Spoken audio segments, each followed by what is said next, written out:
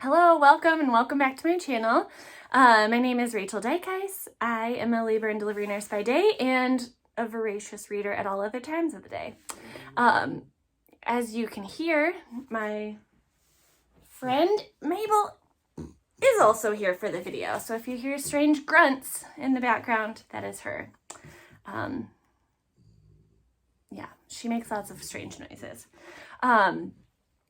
Anyway, December 2023. This is my last reading wrap up for 2023, and I read a lot of like holiday romance, and I am very excited for 2024 reading. There's some like great new releases coming out, and my next video is going to be 2023 favorites. So I'm going to show you all of my 5-star reads for the year and then pick a favorite for each month and then crown a favorite for 2023.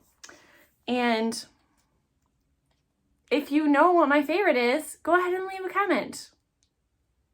You're probably going to be right.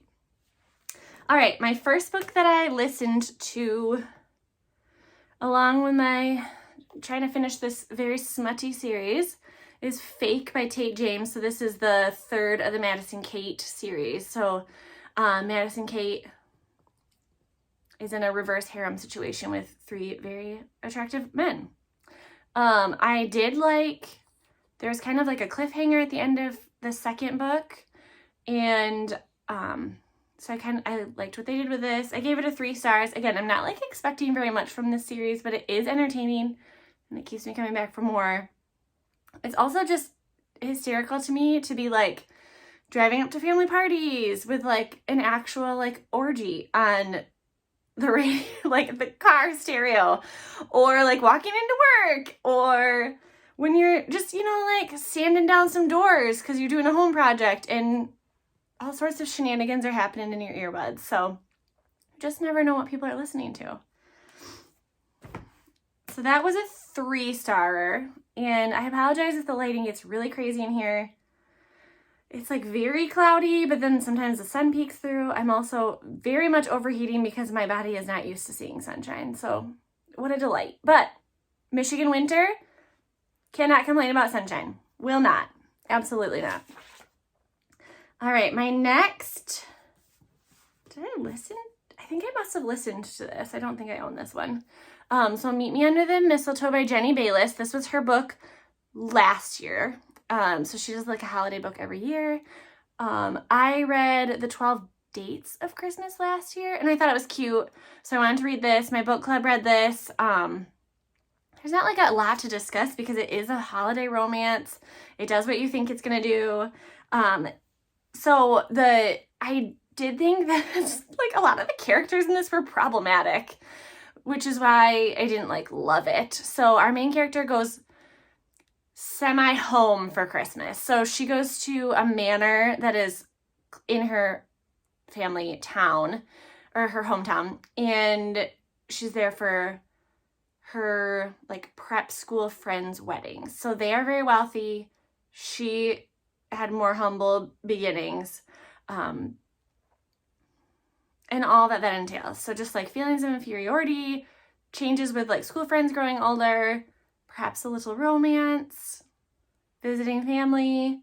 Yeah, I did think this was entertaining. It was good. One of the subplots was a little ridiculous and far-fetched, and I don't always love the like miscommunication trope. It wasn't huge, but it was kind of like right at the end, and so that was meh. I gave this one 3 stars. And then I read her book for this year, December to Remember, and I loved this one. It was so cute, especially because I feel like treasure hunting is kind of like a new like trope that I love. So if you think about like the inheritance games, I read the Westing game as an adult. So it's kind of this like there's 3 half-sisters. They don't really speak to each other. Growing up, they spent summers with their dad. Their dad is like eccentric, has traveled the world and gathered all these like belongings in his shop that doesn't actually sell things, apparently. That was a little strange to me. And so he passes away, and in his will it says that these girls have to, like, there's steps for them to do to like own this store and like all the belongings in it. I really liked the 3 girls and their characters. I liked the romances, but the romances felt like a back seat, which was so nice. Like our main storyline is this sisterhood of these girls, which was delightful. And also fraught with all sorts of growing up and trauma and not knowing each other. And yeah, so it was good. I really liked it. I gave it 4 stars. It was also delightful because it was kind of like little Gilmore Girls vibes of like small town, and then they have to put on a winter solstice. So like seeing these like quirky characters come together and do this, and the sisters starting to understand each other more, it was just delightful. This is kind of, I feel like this is exactly what you want out of a December read. Nothing like too surprising, but also like there was fun along the way, which is what we want. Like, I don't necessarily need there to be like a twist or like crazy story. Like, I want it to be relatively predictable. I just want to have fun along the way. And so I feel like that's the difference between a good holiday romance and not for me, is just like the banter of the characters and like if I really like the characters. So I gave that one 4 stars. Then I listened to Midnight is the Darkest Hour by Ashley Winstead. So this is, it says the author of The Last Housewife, but the one that I read that made me want to read this was In My Dreams I Hold a Knife. I thought that one was great. I don't think I gave it 5 stars, but I gave it 4. It was like a thriller mystery about this college murder, and these kids all still don't really know what happened. And so they're like back for their reunion. That one was great. This one was a little weird. So I did give it 4 stars. Like reflecting, I feel like maybe it's like a 3.5. I just don't feel like thriller has been like my genre lately. Like, well, thriller, mystery, I don't know. It's not like, ooh, I'm on the edge of my seat all the time. So our main character and her friend killed someone and covered it up. And now there's bodies appearing. I don't feel like I can give too much more away. Her dad is a pastor.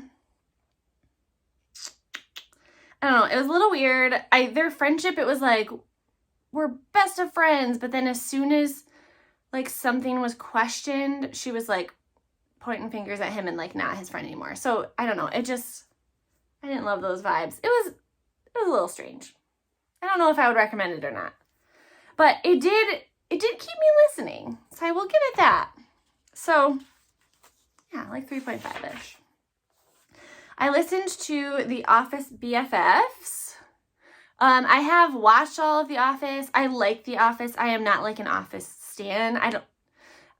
Friends forever. Friends will always be superior.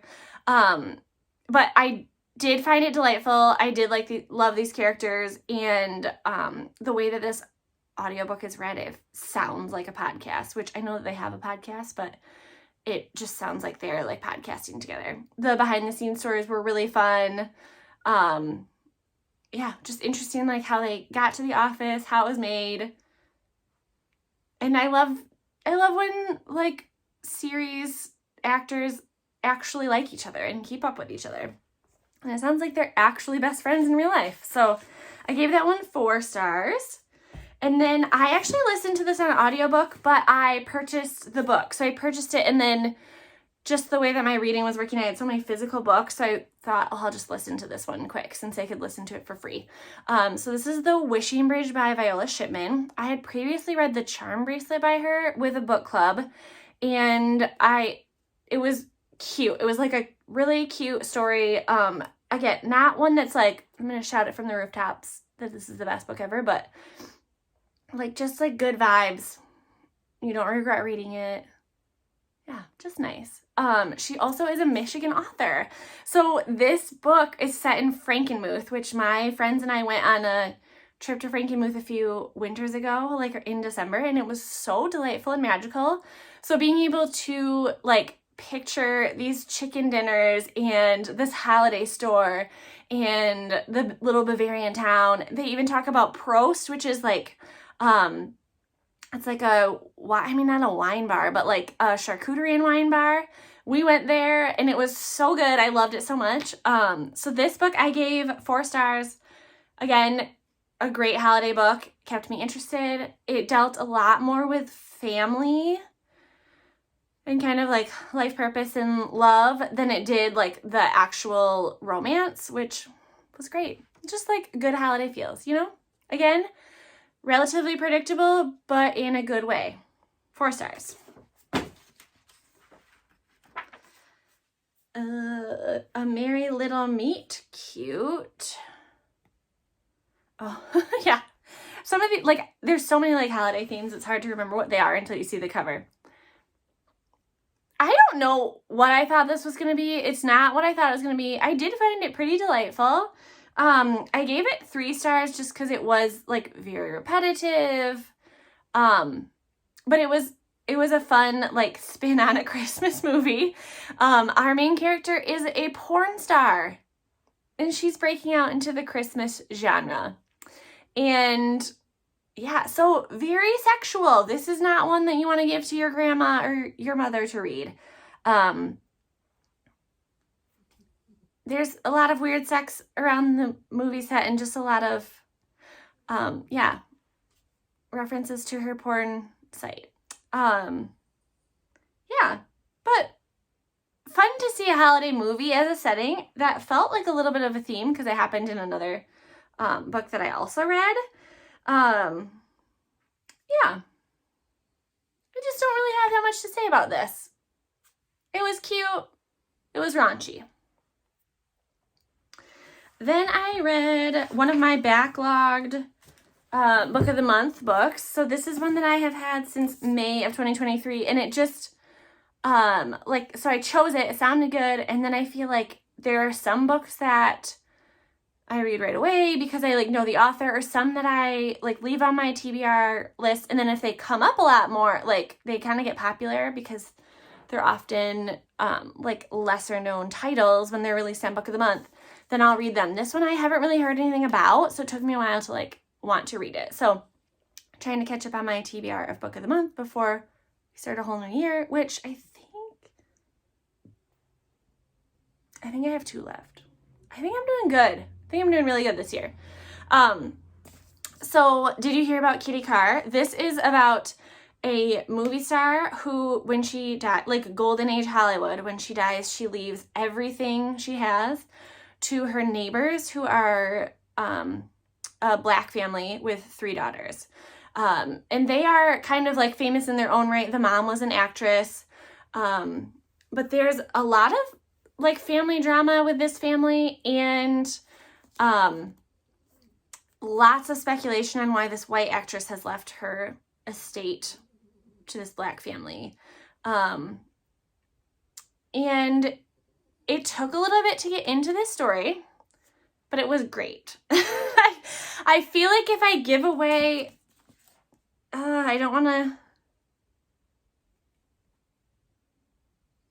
I don't really want to give this away, but it's kind of a generational story, growing up in the South, the segregated South, and Hollywood, and yeah, it was good. I don't feel like I can say anything else. I felt like it dragged a little bit, so I didn't give it 5 stars. But once it really got going, it was super interesting. I couldn't put it down. So I gave it 4 stars. And it's good. If you like historical fiction, I feel like this is a good one. Or like old Hollywood. And then I reread... Oh, is this what I... Nope. I did not. This is another... All the Christmas books have the same title, so it's hard. So Faking Christmas, this was one that I could listen to an audio book on Hoopla. So I did think this was a good one. It was kind of delightful. I gave it 4 stars. It did not get 5 stars because the premise is so far-fetched. So these are teachers in a school, I think just outside of New York, that hate each other. Right. And so they like make these Christmas plans, she is going to like a holiday retreat with her family because her mom's recently gotten remarried. So she doesn't want to go to like family Christmas at the house. So this is why they chose to go somewhere else. So delightful. But she decides to pretend that she has a fake boyfriend, and the only name she can think of is this teacher that she hates. And then when she gets there, she realizes that his family owns it. And then he's there and they have to fake date. So I just find it so, the fact that the family believes that they're fake dating, right? Because she shows up and pretends that she like doesn't know that his family owns this, that she has no idea where he's going to be for the holidays. Like, no one that is seriously dating someone wouldn't know where they're going to be for Christmas, or like where are you going for Christmas? Oh, my family's like inn that we run, that's holiday themed. Like, how would you not know that? So then it's like, oh, I was surprised her. No, you either have a very bad relationship or this is not believable. So took a point off for that. Yeah, but everything else was fun. And there was some good banter, delightful, a scavenger hunt. I love a good scavenger hunt. So, yeah. And now my iPad's doing dumb things. Okay. Another holiday romance. I told you it was all holiday romance. 3 Holidays and a Wedding. This is set in the year 2000. Sorry, the lighting is really changing in here. Which doesn't seem that far away. But there is a line in this that says, oh, cell phones aren't going to take off. Like, almost no one has a cell phone. And just the thought that 20 years ago, we really didn't have cell phones. Like, just so wild. And now they just run our lives. So I feel like they played on the 2000s of this book very well. So the idea of this is that in 2000, Ramadan, I think it was Ramadan, right? Oh, this is bad. I should know this.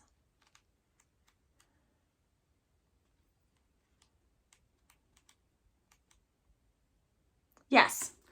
Christmas, Hanukkah, and Ramadan all fell like on the same time. So we have characters that celebrate all the holidays coming together. I thought this was such a delightful book, and I feel like other people didn't rate it as highly, so I don't know, it just hit all my buttons, I guess. So our characters are on a plane. It's very, very snowy. So they stop in, I want to say it's like Snow Falls or something like so cute, something so Hallmark. And they are stranded there for days over Christmas. And so they're celebrating these like multiple holidays. People are falling in love. Sisters are understanding each other.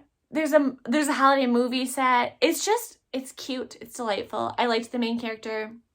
I liked the romance. I liked hearing about the different holidays and the different foods. Yeah, so this one was delightful. I would recommend this for you if you want a cute little December read for next year. Then I listened to the Book Club Hotel. And this was another this was a cozy Christmas tale. I gave this one 3 stars. Oh, okay. So this one was a little repetitive. Like, we just kind of said the same thing over and over. So that's what the star came off for. Because otherwise it's a solid 4. So our 3 main characters are high school, college friends for a long time. They normally once a year over the summer go for a book club holiday. They all read one book, get together and meet for a week. Due to unforeseen circumstances in the summer, they decide to do it over Christmas, like the week before Christmas. But each of them has like big changes, life decisions happening. And the one sister books this hotel, this cute little boutique hotel. I think it's in Vermont. And they think it's really strange that she picked this because normally she likes big cities. Well, there's an ulterior motive. So there's a plot with the owner of the hotel, and we get to also follow her and her love story and her child. There's also the 3 friends and like what's happening in their lives. It's just delightful. It was a good read. Then, okay, now we can get to my reread. I reread Faking Under the Mistletoe because this was like my all-time favorite last year. I gave it 5 stars, and I reread it and was like, oh, it was so fun. I remember it being fun. Maybe it won't be this time. Unputdownable for the second time. I knew what was going to happen, and it was still so good. So good. This is what you chase when you chase a bantery holiday romance. The banter is phenomenal. The tension. This is like a fade to black. This is not like a more smutty, but just so good. There's a subplot that's good. Love it. Love the characters. Asher and Olivia. Yeah. So, delightful. I highly recommend. 5 stars times 2. Then I read The Chase by Elle Kennedy. I have recently read her other like hockey series. I forget what it's called, but it's set at the exact same school. So this is like basically a spin-off of that series. So it's like the grade younger hockey players, but from the girls' perspective. Yeah, I think the other ones are slightly more the boys' perspective. But The Chase, this is a good one. Loved it. So this is Fitzy. If you read the first series, Fitzy's one of the like younger hockey players, and he falls in love with his roommate. I hope I didn't give it away, but it was good. Spicy, good, exactly what you want from a romance. The last series, the first one is called, I believe it's called The Deal, and that one was my favorite, like 5 out of 5. And then I felt like they got like a little bit less each time. So I was pleased that this one was better and not like around the bottom rung. And yeah, I think part of it was just like, especially the legacy, which is the 5th in that series. It was one of those like, oh, you get to see all the characters again and everything is perfect. And one has a baby and one gets married and one, all of the like, let's check off every box on this list. So gave that one 4 stars. Then I listened to 5 Gold Rings. I listened to this almost in one sitting while I made a puzzle, which I feel like means it's good, right? Because otherwise I would have put on a movie or something. So 5 Gold Rings by Kristen Bailey. This is a story of, so it starts with our main character walking in on her boyfriend getting head from his mistress and being really mad that she messed up his Christmas plans. So it's about her like breakup, and then the guy who has been obsessed with her for years, and they have these rings that they work for a jeweler,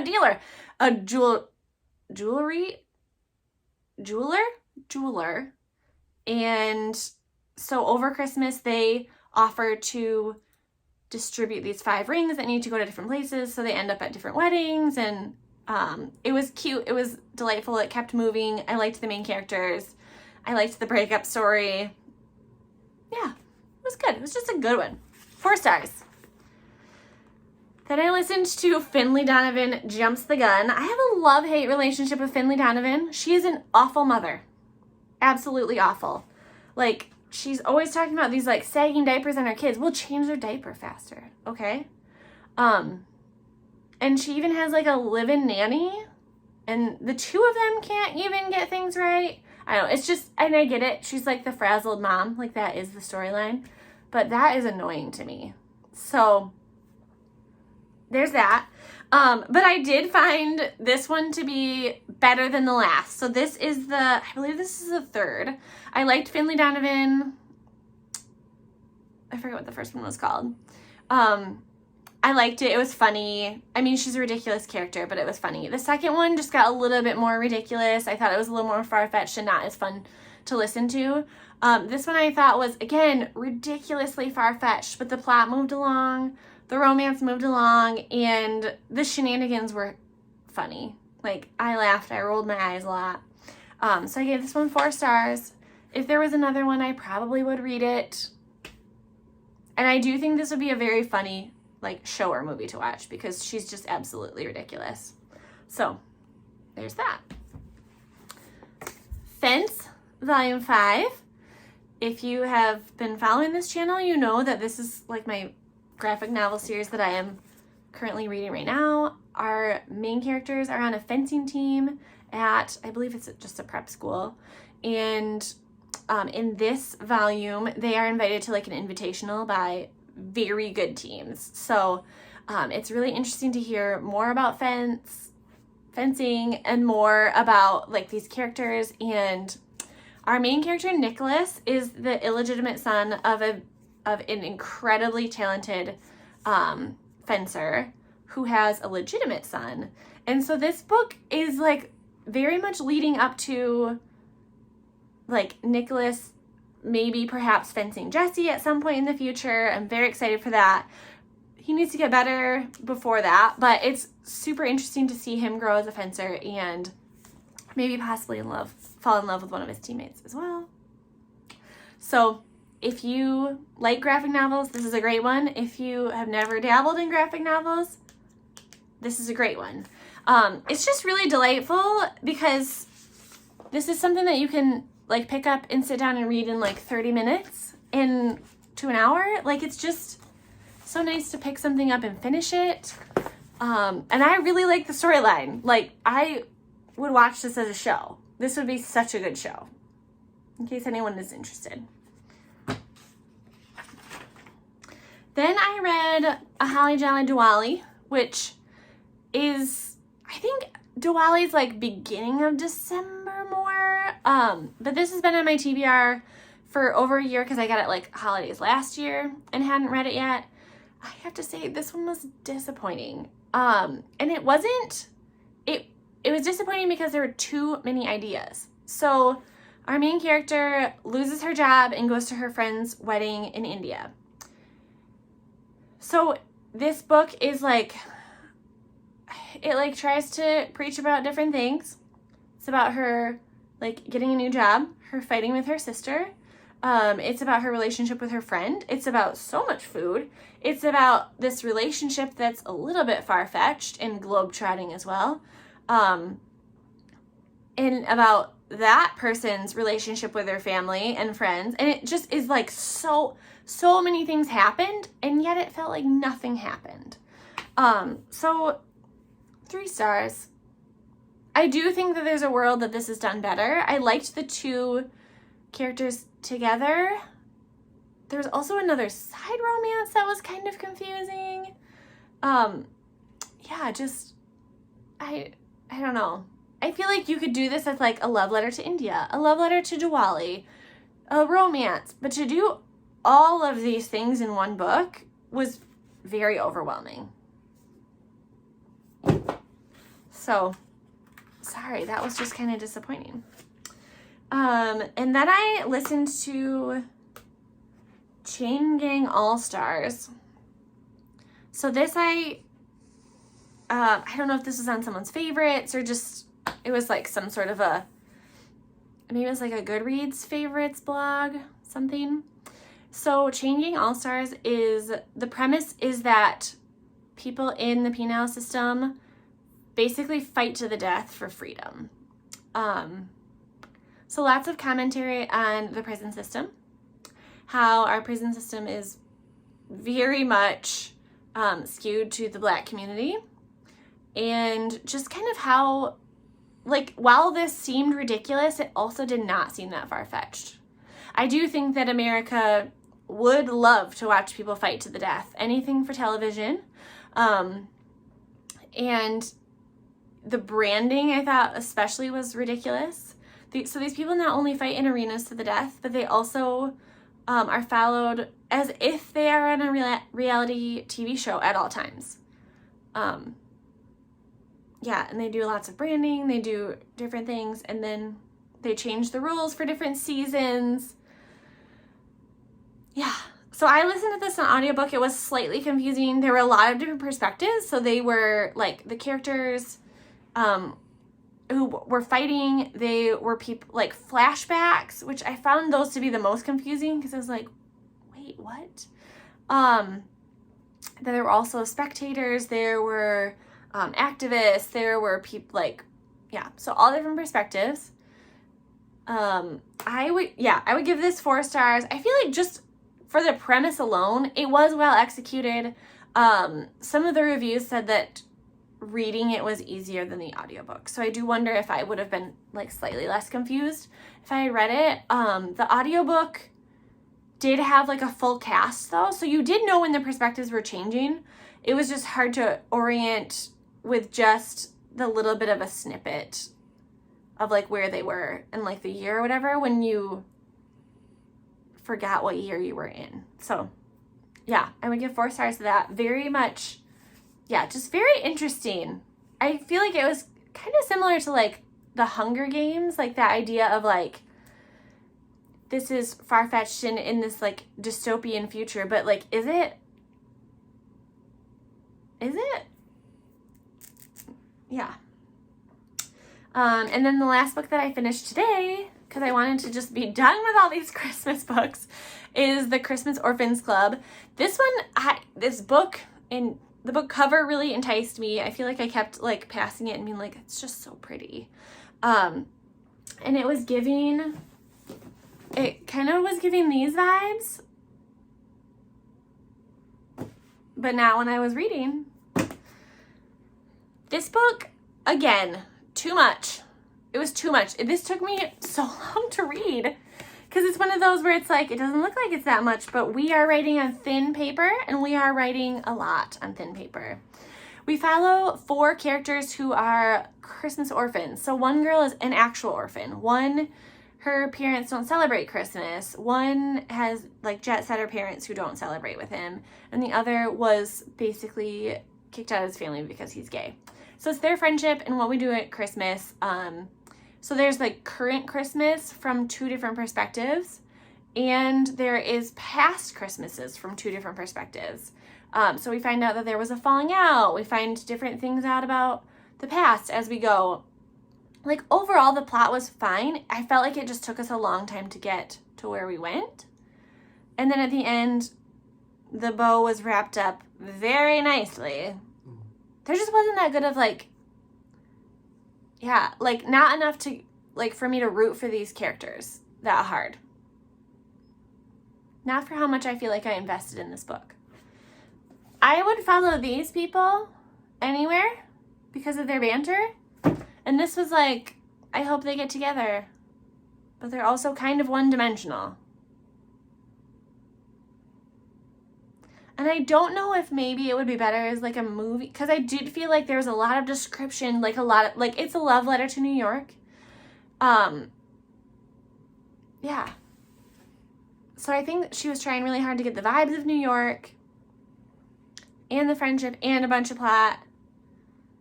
I've just seen things like this done better. Like The People We Meet on Vacation by Emily Henry. Great, like couple or friends with flashbacks, and we're like super into the storyline. At least I was. I really love that one. So I don't know. I guess 3 stars. 2 if I'm rating the fact that I just felt like I just wasn't in the mood and I wanted it to be done. I thought about DNFing it, so maybe it should be a 2. So that's December. Did you add up how many books that was? I guess I can.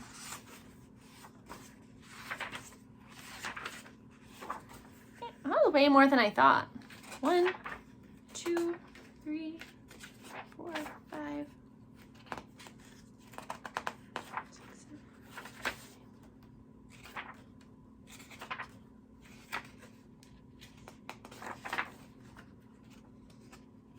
It's like 18. So yeah, I felt my reading was very on theme for this month. Loved the Christmas vibes. I do feel like there's more marketing towards Christmas, like holiday romance now. I feel like last year and the year before, it was like kind of hard to find good holiday romance. And I feel like now, like, I mean, when you go through like Target and Barnes & Noble's, like it's like full tables of holiday romance. So now you know for next year what the best ones are. I feel like Jenny Bayliss is a good, like, like I read 2 of these this year, and I feel like she's pretty steady. If anything, she's getting better. These are good.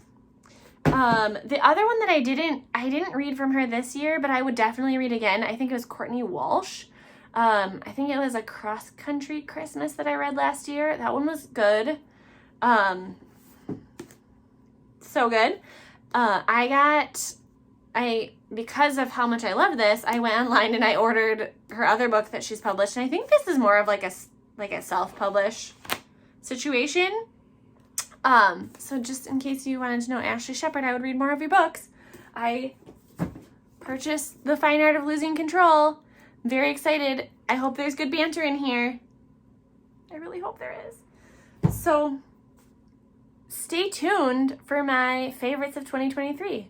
And then I will probably do like a book haul because I got quite a few like Christmas gifts. And I'm going to go to Barnes & Noble today because I got money from work that I could do like a Barnes & Noble gift card for.